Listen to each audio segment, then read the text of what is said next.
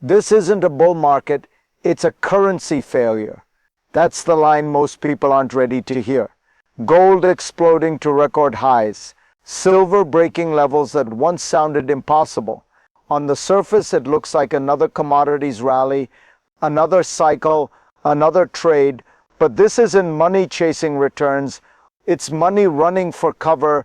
Something has snapped beneath the system. Confidence in paper promises is evaporating, and real assets are repricing vertically to reflect it. Not slowly, not cautiously, all at once.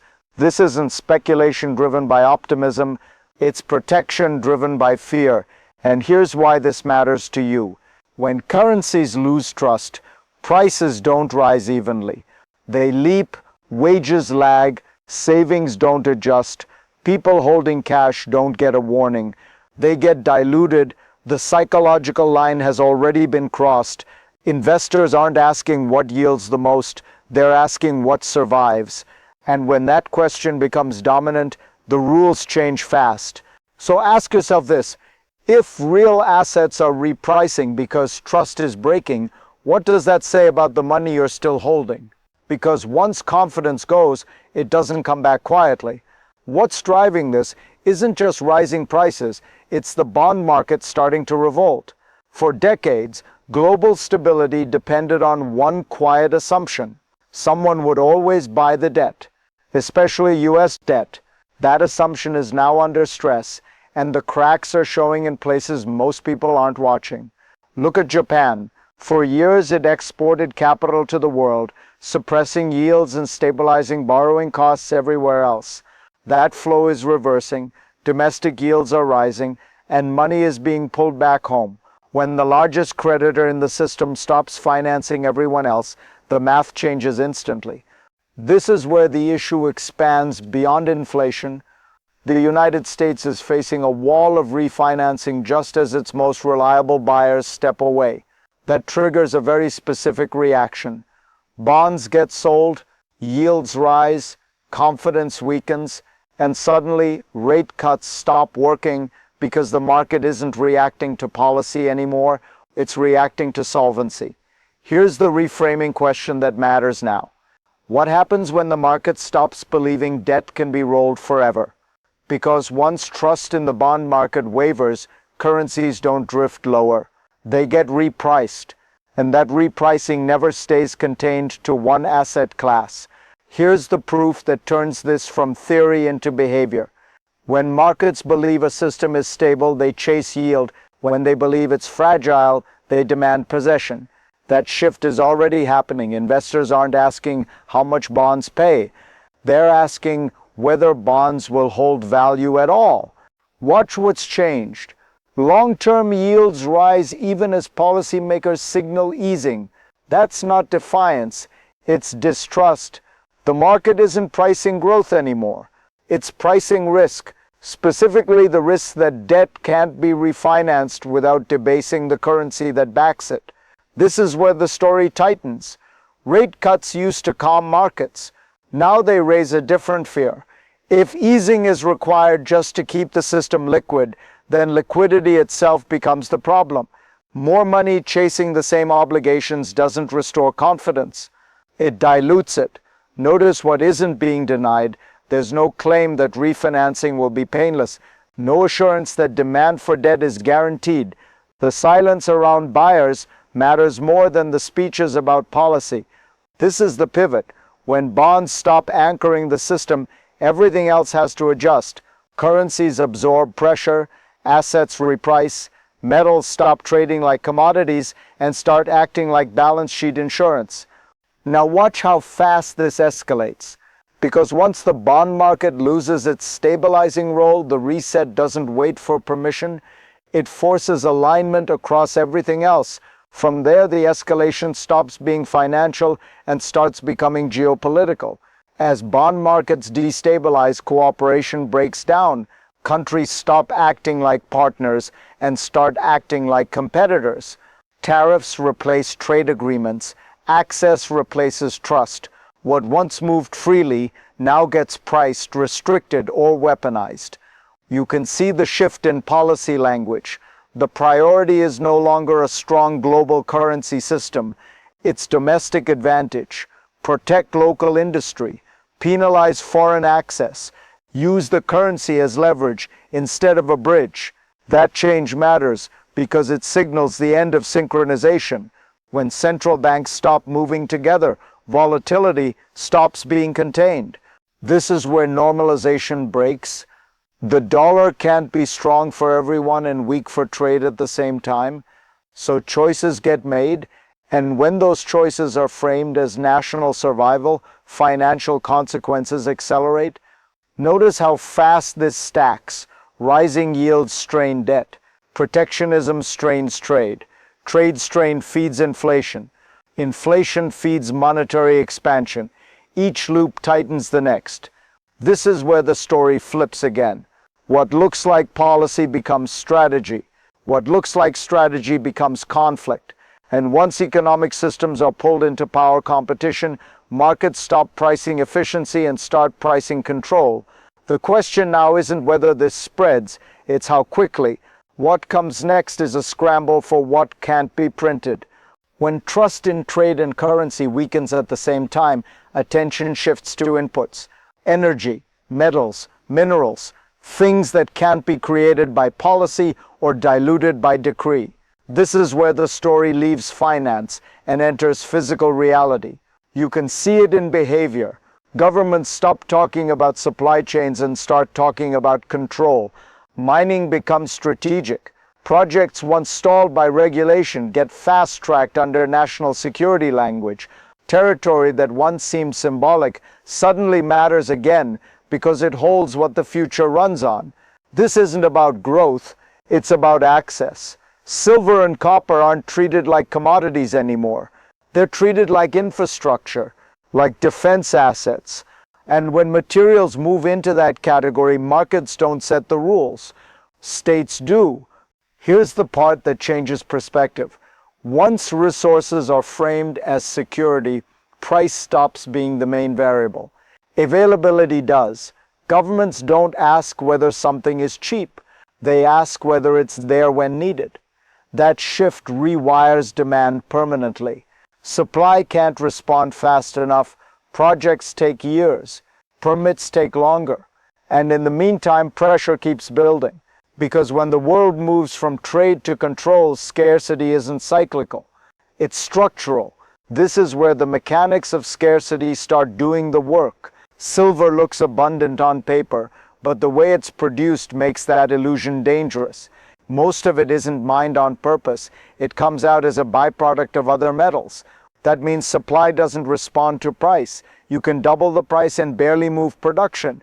There's no surge, no quick fix. At the same time, demand doesn't blink. Green energy, electronics, defense systems, these industries don't substitute easily, and they don't wait. When they need silver, they pay whatever clears supply. That creates a one-way pressure. Demand rises, supply stays tight, inventories thin. This is where paper pricing starts losing relevance. Futures assume flexibility that doesn't exist in the ground. They assume production can respond. It can't. And when assumptions break, delivery becomes the stress point. Now watch how this escalates. Large players stop settling in cash. They start asking for metal, not because they want to speculate, but because they don't trust promises anymore. Once that shift happens, leverage stops being abstract. It becomes visible, and visible leverage is what triggers runs. What's happening now looks technical, but it's actually psychological. When enough players stop trusting paper claims, the system flips from pricing contracts to rationing metal. Delivery becomes the prize. Possession becomes the strategy. And that's when exchanges feel stress. They weren't designed to handle. You can see it in behavior. Large volumes stand for delivery. Settlement timelines stretch. Rules get adjusted quietly to slow the flow. None of this is announced as a crisis, but every move points to the same pressure point. There are far more claims than there is metal. This is where confidence matters more than inventory. As long as participants believe they'll be paid in cash and be fine with it, the system holds. But once a critical mass decides cash isn't enough, the math stops working. No exchange can deliver what doesn't exist. Here's the detail that changes everything. When rules change mid-game, trust doesn't come back. It drains, and drained trust accelerates demand for the one thing the system can't multiply. This isn't about price spikes anymore. It's about access. Who gets metal? Who gets paper? And who realizes too late that those are no longer the same thing? Now the center of gravity starts moving east. As Western markets struggle to keep prices contained on paper, physical metal flows where delivery is prioritized, not where contracts trade fastest, but where possession matters most. That shift isn't ideological, it's practical. In parts of Asia, silver isn't treated as a side bet or an industrial leftover. It's being absorbed into reserves, banking collateral, and long-term planning. Pricing reflects that urgency, physical premiums rise, inventories don't linger, metal that leaves doesn't come back. This is where the illusion of a single global price breaks. On one screen, silver trades at one number. In the physical market, it trades at another. The gap doesn't close because metal can't move freely anymore. Controls, approvals, and logistics slow everything down. Arbitrage fails. That failure matters. A functioning global market depends on price signals being unified. Once they fracture, confidence in benchmarks disappears. Traders stop trusting spot prices, buyers stop waiting, sellers stop offering. This is how a market stops being liquid and starts being segmented. And segmented markets don't resolve through volatility. They resolve through repricing. When that happens, the paper price doesn't lead. It follows. At this stage, demand stops caring about price altogether. Once a material is labeled critical, it leaves the normal market. Silver crosses that line when it becomes essential to defense systems, advanced electronics, and energy infrastructure. Missiles don't wait for pullbacks. Defense budgets don't pause for volatility. When supply is required, it's taken. That reclassification changes everything. Demand becomes inelastic. Governments stockpile quietly. Procurement happens off-market. Inventory disappears without showing up in commercial data. To outsiders, it looks like scarcity came out of nowhere. In reality, it was absorbed behind the scenes. Here's the part most people miss. When military and industrial demand overlap, substitution isn't an option. You can't redesign supply chains in months. You can't swap materials without years of testing. That locks in demand even as prices rise. This creates a hard floor, not because traders believe in it, but because systems depend on it. The metal isn't being bought to flip, it's being bought to function. And once a market reaches that point, it stops behaving like a market. It behaves like a utility under stress. Allocation replaces price discovery, priority replaces access. The question now isn't how high prices go, it's who gets supply when it's not enough. What comes next isn't speculation, it's planning. When markets stop clearing through price, authorities look for structure. Quiet frameworks, emergency measures that don't look like bailouts but act like them. This is where talk of revaluation starts surfacing, not as hype but as a tool, a way to reset balance sheets without defaults. Think about the logic. If debt is too large and trust too thin, raising the value of what backs the system becomes the path of least resistance. Precious metals move from hedge to anchor, not overnight, not announced on a podium, but through policy alignment and quiet signaling. This is why timelines start mattering. Certain dates become pressure points. Tariffs, reforms, restructurings, each one narrows options. Each one forces alignment between markets and policy. By the time it's visible, the move is already priced into behavior. And here's the key shift. Once revaluation becomes a tool, volatility isn't a risk, it's a feature. Sharp moves force repositioning. They flush weak hands. They accelerate transfer. This is how resets actually happen, not with a single declaration, but with a sequence of pressures that leave no neutral ground. From here, the question isn't whether change is coming. It's whether you recognize it while there's still time to adjust. Here's the frame that pulls the entire picture into focus. This isn't a market cycle peaking, it's a monetary structure being replaced. Fiat didn't fail overnight. It stretched, expanded, and absorbed pressure until trust thinned beyond repair. What you're seeing now isn't chaos, it's alignment. Assets repricing to reflect what paper can no longer guarantee. That's why exits feel harder, why liquidity behaves strangely, why prices rise while access shrinks. The system isn't designed to let everyone out at once.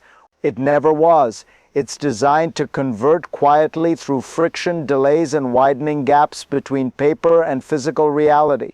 The real transfer doesn't happen at the top, it happens during confusion. When benchmarks stop guiding, when rules change without announcement, when people realize too late that what they owned was a claim, not a thing. This is the part most narratives avoid because it forces a different question. Not what's the price, but what survives. If you want to understand how this transition continues, where pressure moves next, and how systems adapt when trust-based money gives way to constraint-based value, follow for the next breakdown. Because the reset doesn't end with repricing. It begins with who's positioned when the old rules quietly expire.